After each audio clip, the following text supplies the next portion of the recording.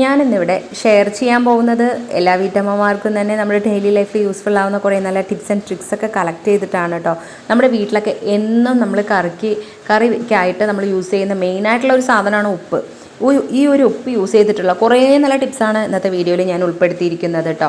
നമുക്ക് പ്രത്യേകിച്ച് ചിലവും കാര്യങ്ങളും ഒന്നും ഇല്ലാതെ തന്നെ നമുക്ക് ചെയ്യാൻ പറ്റിയിട്ടുള്ള ടിപ്സൊക്കെയാണ് ഞാനിവിടെ ഉൾപ്പെടുത്തിയിരിക്കുന്നത്. അപ്പോൾ ഇനി നമുക്ക് നേരെ വീഡിയോയിലോട്ട് പോവാം. ഞാൻ അതുപോലെ ഒരു കയ്യിൽ ഒരു പിടി അളവിൽ പൊടിയുപ്പ് ഇട്ട് കൊടുക്കുന്നുണ്ട് കേട്ടോ. ഈ പൊടിയുപ്പ് ഞാൻ എന്താ ചെയ്യാൻ പോകുന്നത് വെച്ചാൽ, നമ്മൾ പൈപ്പ് ടാപ്പ് ചെറുതായിട്ട് തുറന്നിട്ട് അതിലേക്ക് ഈ ഉള്ളം കയ്യിൽ ഇതുപോലെ പൊടിയുപ്പാക്കിയിട്ട് നമ്മൾ രണ്ട് കൈയും യൂസ് ചെയ്തിട്ട് ജസ്റ്റ് ഒന്നിങ്ങനെ ആക്കി ഈ ഉപ്പിനെ നമ്മളൊന്ന് അലിയിച്ച് കളയണം.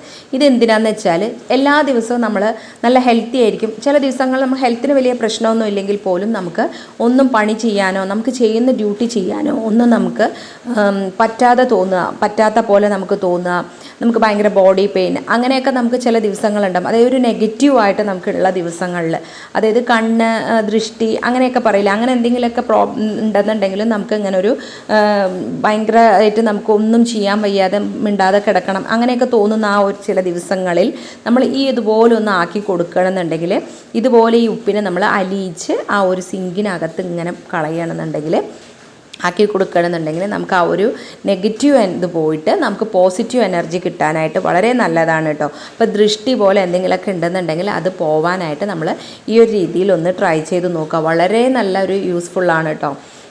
അപ്പോൾ എല്ലാ ദിവസവും നമ്മൾ ഓക്കെ ആയിരിക്കും, ചില ദിവസങ്ങൾ നമ്മൾ ഓക്കെ അല്ലാത്തൊരു അവസ്ഥ വരുമ്പോൾ നിങ്ങൾ ഇതുപോലെ ഒന്ന് ട്രൈ ചെയ്ത് നോക്കുക. നമുക്കൊരു പോസിറ്റീവ് എനർജി നമുക്ക് കിട്ടും. അപ്പോൾ നിങ്ങൾ ഇതുപോലെ ഒന്ന് ട്രൈ ചെയ്യുക കേട്ടോ. അപ്പോൾ ഇതിന് നമുക്ക് പ്രത്യേകിച്ച് ചിലവൊന്നുമില്ല, നമ്മുടെ വീട്ടിൽ എപ്പോഴും ഉള്ള ഒരു സാധനമാണ് ഉപ്പ്. അത് യൂസ് ചെയ്തിട്ട് ഇതുപോലെ ഒന്ന് ട്രൈ ചെയ്ത് നോക്കുക. ഇനിയിപ്പോൾ അടുത്ത ടിപ്പ് എന്താണെന്ന് വെച്ചാൽ, ഞാൻ ചെറിയൊരു പാത്രത്തിലേക്ക് കുറച്ച് കല്ലുപ്പ് ഇട്ട് കൊടുക്കുന്നുണ്ട് കേട്ടോ. കല്ലുപ്പ് നമ്മൾ എടുക്കുന്ന പാത്രത്തിനനുസരിച്ച് നമുക്ക് എടുക്കാം. ഇപ്പോൾ ഞാൻ വളരെ ചെറിയൊരു ബോക്സാണ് എടുത്തിരിക്കുന്നത്, അതായത് ജാമിൻ്റെ കാലിയായിട്ടുള്ള ബോക്സാണ് കേട്ടോ എടുത്തിരിക്കുന്നത്. അതിൽ പറ്റാവുന്ന രീതിയിൽ അരയോളം തന്നെ ഞാൻ ഉപ്പിട്ട് കൊടുത്തിട്ടുണ്ട്. ഇടുമ്പോൾ കല്ലുപ്പന്നെ ഇടാനായിട്ട് ശ്രദ്ധിക്കുക. എന്നിട്ട് നമ്മൾ ഇതുപോലെ ഉണങ്ങിയ സോപ്പ്, കുറച്ച് ഡ്രൈ ആയിട്ടുള്ള സോപ്പാണ് നല്ലത് കേട്ടോ. പിന്നെ നമ്മുടെ വീട്ടിലൊക്കെ കുളിച്ചിട്ട് ബാക്കി വന്നിട്ടുള്ള സോപ്പ്, തേഞ്ഞു പോയ സോപ്പൊക്കെ ഉണ്ടെന്നുണ്ടെങ്കിൽ അത് നമുക്ക് യൂസ് ചെയ്യാവുന്നതാണ്. അതുപോലെ ഒന്ന് ഗ്രേറ്റ് ചെയ്തെടുക്കുക, അല്ലെങ്കിൽ കത്തി യൂസ് ചെയ്തിട്ട് ഇതുപോലെ ഒന്ന് ജസ്റ്റ് ആക്കി കൊടുത്തു കഴിഞ്ഞാൽ, എൻ്റെ ഇപ്പോൾ എടുത്തിരിക്കുന്ന സോപ്പിൽ ചെറിയൊരു നനവുണ്ട് കേട്ടോ. നനവുണ്ടെന്ന് വെച്ചാൽ അങ്ങനെയല്ല, എങ്കിലും നല്ല ഡ്രൈ അല്ല. അപ്പോൾ അതുകൊണ്ടാണ് ഞാൻ ഈ കത്തി യൂസ് ചെയ്ത് കഴിഞ്ഞിട്ട് ഇങ്ങനെ ആക്കിയെടുക്കുന്നത്. അപ്പോൾ കുറച്ച് വലിയ പീസായിട്ടാണ് നമുക്ക് കിട്ടുന്നത്. അപ്പോൾ അതിനെ നമ്മൾ ഈ ഒരു കല്ലുപ്പിൻ്റെ മുകളിലേക്ക് ഇട്ട് കൊടുക്കുക കേട്ടോ. ഇട്ട് കൊടുത്തിട്ട് നമ്മൾ കുറച്ച് ചെറുനാരങ്ങ, ഒരു 2-3 ഡ്രോപ്പ് ചെറുനാരങ്ങയും കൂടി നമ്മൾ അതിലേക്ക് ആക്കി ഇതുപോലെ ജസ്റ്റ് ഷേക്ക് ചെയ്ത് കൊടുക്കുക. എന്നിട്ട് നമ്മൾ ഇതിൻ്റെ അടപ്പുണ്ടല്ലോ, ഈ അടപ്പിൽ നമ്മൾ കത്തി ചൂടാക്കിയിട്ട് നമുക്ക് ചെറിയ ഹോളോ അല്ലെങ്കിൽ കത്തിൻ്റെ ആ ഷേപ്പിനനുസരിച്ച് നമ്മളിങ്ങനെ ഒരു ഹോളാക്കി കൊടുത്താൽ മാത്രം മതി കേട്ടോ. അപ്പോൾ ഞാനിതുപോലെ ഇങ്ങനെ ആക്കി എല്ലായിടത്തും ഒന്നിങ്ങനെ ആക്കി കൊടുക്കുന്നുണ്ട്. എന്നിട്ട് നമ്മൾ ഇതിനെ ഒന്ന് അടച്ച് വെച്ചിട്ട് നമ്മൾ ബാത്റൂമിനകത്തൊക്കെ വെക്കുകയാണെന്നുണ്ടെങ്കിൽ നല്ലൊരു സ്മെല്ല് ബാത്റൂമിനകത്ത് കിട്ടും കേട്ടോ. പിന്നെ ഈ ഒരു സോപ്പ് പതുക്കെ അങ്ങനെ മെൽട്ടാവുമ്പോൾ നമുക്ക് ആ ബാത്റൂമിനകത്ത് മുഴുവനായിട്ട് തന്നെ നമുക്ക് നല്ലൊരു സോപ്പിൻ്റെയും ഒക്കെ കൂടി ചേർന്നിട്ട് നല്ലൊരു മണം നമുക്ക് കിട്ടും. ബാത്റൂമിനകത്ത് മാത്രമല്ല കേട്ടോ, നമ്മൾ വാഷ് ബേസിൻ്റെ അവിടെ വേണമെങ്കിൽ നമുക്ക് ഇതുപോലെ വെച്ച് കൊടുക്കാം. അതുപോലെ നമുക്ക് കിച്ചണിൽ സിങ്ക് ഉണ്ടല്ലോ, നമ്മൾ മീനും ഇതൊക്കെ കഴുകാനായിട്ടൊക്കെ നമ്മൾ വെക്കുന്ന ആ ഒരു സിങ്കിൻ്റെ പോർഷനിൽ നമ്മളിതുപോലെ വെച്ച് കൊടുത്താലും നല്ലൊരു മണം കിട്ടും. ഇപ്പോൾ സോപ്പിന് പകരം നമുക്ക് കംഫേർട്ട് വേണമെന്നുണ്ടെങ്കിലും കംഫേർട്ട് ഒഴിച്ചു കൊടുത്താലും വളരെ നല്ലതാണ് കേട്ടോ. ഇനിയിപ്പോൾ അതേപോലെ തന്നെ ഈ ഉപ്പ് യൂസ് ചെയ്തിട്ട് ഞാൻ അടുത്ത നല്ലൊരു ടിപ്പാണ്. ഞാനിപ്പോൾ ഈ ഒരു പിടിയോളം കല്ലുപ്പ് എടുത്തിട്ട് ഒരു പാത്രത്തിൽ, ഒരു കപ്പിൽ ഞാനിതുപോലെ ഒരു വലിയ കപ്പാണ് കേട്ടോ, ഇതിൽ 1/4 ഗ്ലാസോളം വെള്ളം എടുത്തിട്ടുണ്ട്. അതിലേക്ക് നമ്മൾ ഈ ഒരു ഉപ്പിനെ നന്നായി ഒന്ന് മിക്സ് ചെയ്ത് കൊടുക്കുക. നന്നായി ഒന്ന് മിക്സ് ചെയ്ത് കൊടുത്തതിന് ശേഷം നമ്മൾ രാത്രി കിടക്കാൻ പോകുന്ന സമയത്ത് ഈ ഒരു ഉപ്പ് വെള്ളം നല്ലോണം ഒരു പിടി ഇട്ടിട്ടുണ്ടല്ലോ, ഇതുപോലെ തെളിച്ച് കൊടുത്തിട്ട് നമ്മുടെ കൗണ്ടർ ടോപ്പ് ആണെന്നുണ്ടെങ്കിലും ഡൈനിങ് ടേബിൾ ആണെന്നുണ്ടെങ്കിലും ഒക്കെ നമ്മൾ തുടയ്ക്കണമെന്നുണ്ടെങ്കിൽ ആ ഒരു പല്ലിയുടെയും പാറ്റയൊക്കെ നമ്മുടെ കൗണ്ടർ ടോപ്പിലും ഡൈനിങ് ടേബിളിലൊക്കെ വരുന്നതൊക്കെ നമുക്ക് ഒഴിവാക്കാനും, അതുപോലെ ഉറുമ്പ് വരുന്നതൊക്കെ നമുക്ക് ഒഴിവാക്കാനും ഒക്കെ നമുക്ക് സാധിക്കും കേട്ടോ. അപ്പോൾ അത് നിങ്ങൾ ഇതുപോലെ വെള്ളം ആക്കി വെച്ചിട്ട് സ്പ്രേ ബോട്ടിലാക്കിയാലും മതിയാവും. സ്പ്രേ ബോട്ടിലാക്കിയിട്ട് ജസ്റ്റ് ഒന്ന് സ്പ്രേ ചെയ്ത് കൊടുത്തിട്ട് തുടയ്ക്കാതെ ഇടരുത്. നമ്മളൊരു തുണി യൂസ് ചെയ്തിട്ട് ഒന്ന് ജസ്റ്റ് തുടച്ച് കഴിഞ്ഞാൽ നമുക്ക് ഈ ഒരു പ്രാണികളുടെ ശല്യമൊക്കെ നമുക്ക് ഒഴിവാക്കാനായിട്ട് സാധിക്കും.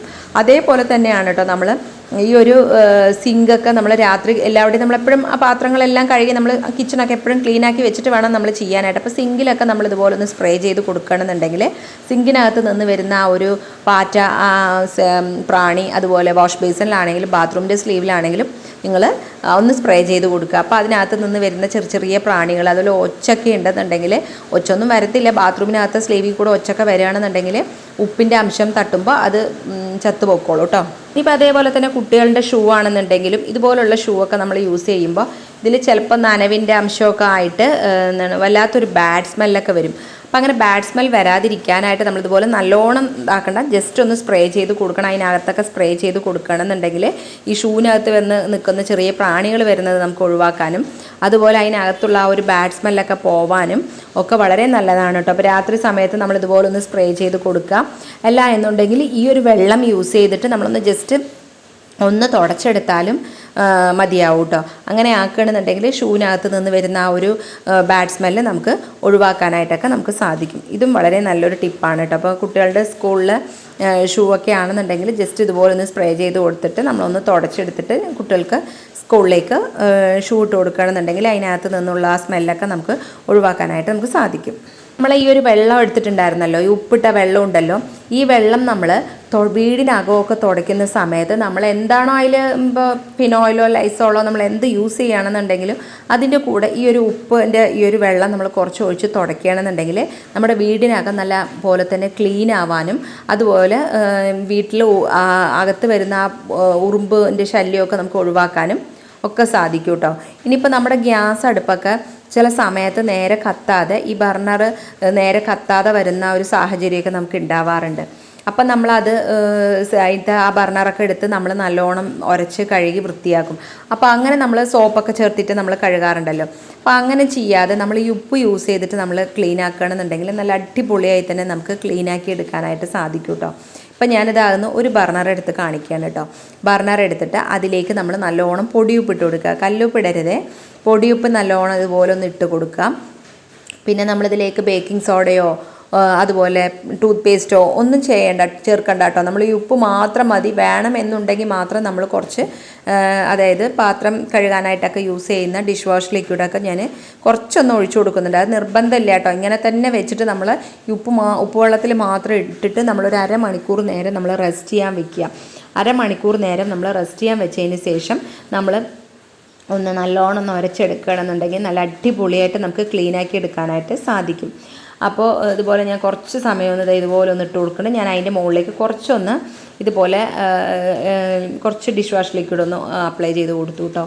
അപ്പോൾ നമുക്ക് അങ്ങനെ ആക്കി കൊടുക്കുകയാണെന്നുണ്ടെങ്കിൽ നമുക്ക് പെട്ടെന്ന് അതൊന്ന് ക്ലീനാക്കി എടുക്കാൻ സാധിക്കും. അല്ല എന്നുണ്ടെങ്കിൽ ഉപ്പ് മാത്രമാണെന്നുണ്ടെങ്കിൽ നമ്മളിതുപോലെ ആക്കുമ്പോൾ നല്ല രീതിയിൽ തന്നെ നമുക്ക് ഈ ബർണർ ക്ലീൻ ആക്കാൻ പറ്റും. നമ്മളെപ്പോഴും കുക്ക് ചെയ്യാനായിട്ടൊക്കെ യൂസ് ചെയ്യുമ്പോൾ ഇതിനകത്ത് നല്ലപോലെ തന്നെ കരി ഉണ്ടാവും. നമുക്ക് പുറത്തുനിന്ന് അത്ര വിസിബിൾ ആയിരിക്കില്ല എങ്കിൽ പോലും അതിൽ നല്ല രീതിയിൽ തന്നെ കരി ഉണ്ടാവും.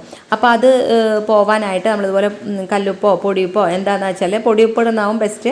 പൊടിയുപ്പിട്ടിട്ട് ആ വെള്ളത്തിൽ കുറച്ച് സമയം ഇട്ട് കഴിഞ്ഞാൽ ഈ ഒരു ബർണറിന് നല്ല കളർ കിട്ടുകയും ചെയ്യും. അതുപോലെ അതിലുള്ള അഴുക്കും പൊടിയും ഒക്കെ പോയിട്ട് നല്ല പോലെ തന്നെ ക്ലീൻ ആവും. ഇങ്ങനെ ക്ലീൻ ആക്കിയതിന് ശേഷം നമ്മൾ ഗ്യാസ് അടുപ്പ് കത്തിക്കുകയാണെന്നുണ്ടെങ്കിൽ ആ ഫ്ലെയിം വരുന്നത് ഫുള്ളായിട്ട് എല്ലാ ഹോളിൽ കൂടിയും കറക്റ്റായിട്ട് അടപ്പെല്ലാം മാറിയിട്ട് നല്ല പോലെ തന്നെ ഗ്യാസ് അടുപ്പിൽ ഫ്ലെയിം നന്നായി വരും കേട്ടോ.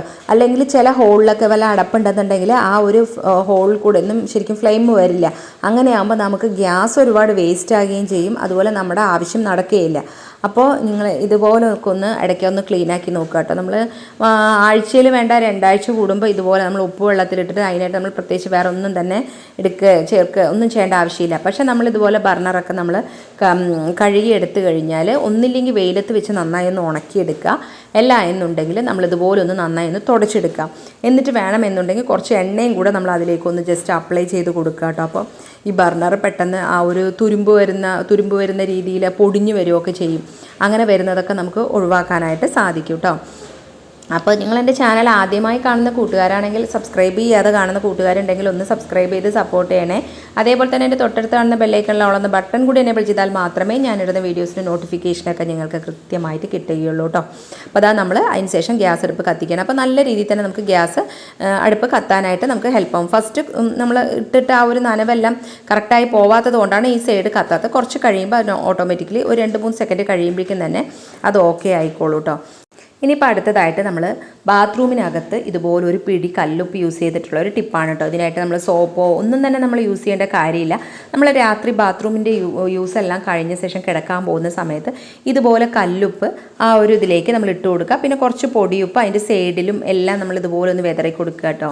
വിതറി കൊടുത്തതിന് ശേഷം പിന്നെ നമ്മൾ അതിലേക്ക് ഇപ്പോൾ ഇതിലേക്ക് ഒഴിച്ചു കൊടുക്കുന്നത് നമ്മൾ ഫ്ലോറൊക്കെ ക്ലീൻ ചെയ്യാനായിട്ട് യൂസ് ചെയ്യുന്ന ലൈസോളൊക്കെ ഉണ്ടല്ലോ. ഹാർപ്പിക്കൊന്നും ഒഴിക്കേണ്ട, ഇങ്ങനെ ലൈസോൾ അങ്ങനെ എന്തെങ്കിലും ഇല്ലെങ്കിൽ ഹാൻഡ് വാഷോ അങ്ങനെ എന്തെങ്കിലും എടുത്താലും മതിയാവും കേട്ടോ. ഇത് ഇതുപോലെ ഒന്ന് ഒഴിച്ചു കൊടുക്കുക.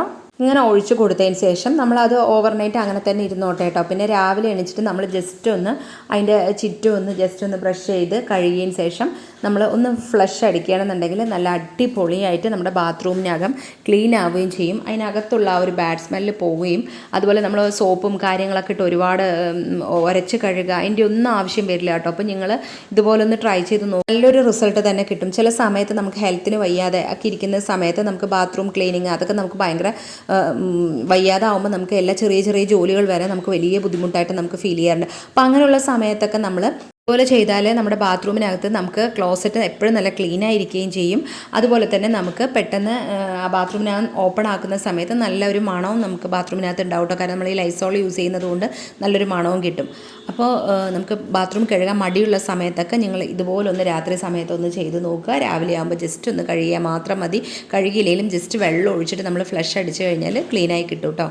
അപ്പോൾ ബാത്റൂം ക്ലീനിങ് നമുക്ക് വളരെ സിമ്പിളാക്കാനും സാധിക്കും. അപ്പോൾ നിങ്ങൾ ഇതുപോലെ ഒന്ന് ട്രൈ ചെയ്ത് നോക്കുക. ഇനി ഇതുപോലെ നല്ലൊരു വീഡിയോയിൽ കാണുന്നത് വരയ്ക്കും. ബൈ.